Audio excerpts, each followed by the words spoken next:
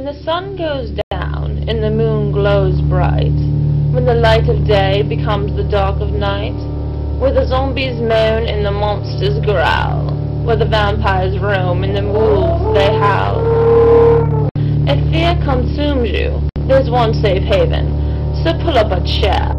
It's After Dark with Raven. We are gathered here today in hopes that we may speak with the departed loved one of our members. I call to you, Miss Annie Bones. Can you hear me? Your call cannot be completed as dialed. Please check the number and dial again. What's up with that? Are you sure we dialed the right number? Never mind. We'll try again in a minute. I have to introduce tonight's movie. Welcome to After Dark with Raven. I am Raven, your spiritual guide this evening. Skelly wanted to contact his dead mummy, so while we're doing that, you can watch One Dark Night, an obscure little flick starring Meg Tilly, sister of Jennifer. One Dark Night tells the tale of Julie, a young girl who desperately wants to join a club called The Sisters. Before she is allowed to join, Julie must pass the initiation. Spend one night in a mausoleum. Sounds like creepy good fun. Released in 1983, One Dark Night also features Adam West, better known as TV's Batman. He's perfect for a movie that takes place in a mausoleum, seeing how his acting always seems a little stiff. Ooh, well, it appears they're ready to try again. We'll see you in a bit. I'm looking for Annie Bones. Is Annie Bones there? All circuits at the location you are calling are busy now. Oh, for crying out loud. Ugh.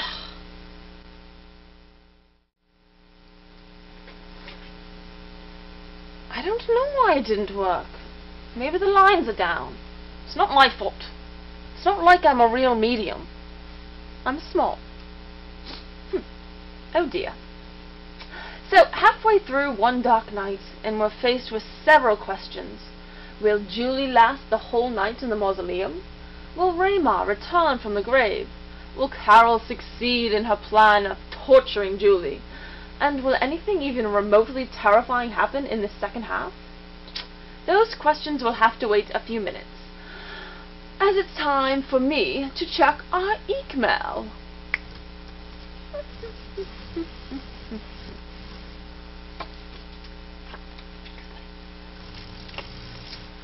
Okay, our first message is from Avery, who writes, I've seen the show. Nice work.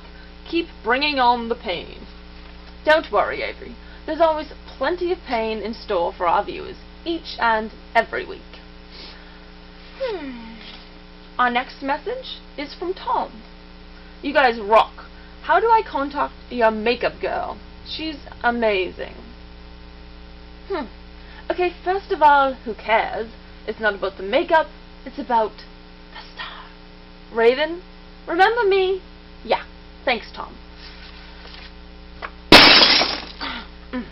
Finally, our last message.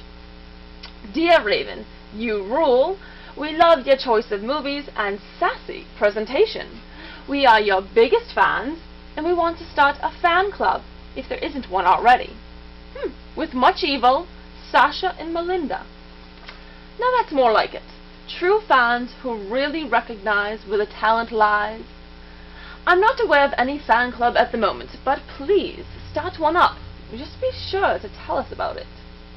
Alright, that's all the email we have for this evening. If you would like to drop us a line, you could try contacting us by holding your own seance, or you could just email afterdarkwithraven@aol.com. Getting back to the movie. Elizabeth Daily plays Leslie, the sister of the guilty conscious and annoying voice. She's actually made a career of that annoying voice, having done the voice for Tommy Pickles of Rugrats and Buttercup on the Powerpuff Girls. She also appeared in the movie The Devil's Rejects. There's a combination for you. Well, let's see if we can get the answers to those questions we asked a moment ago.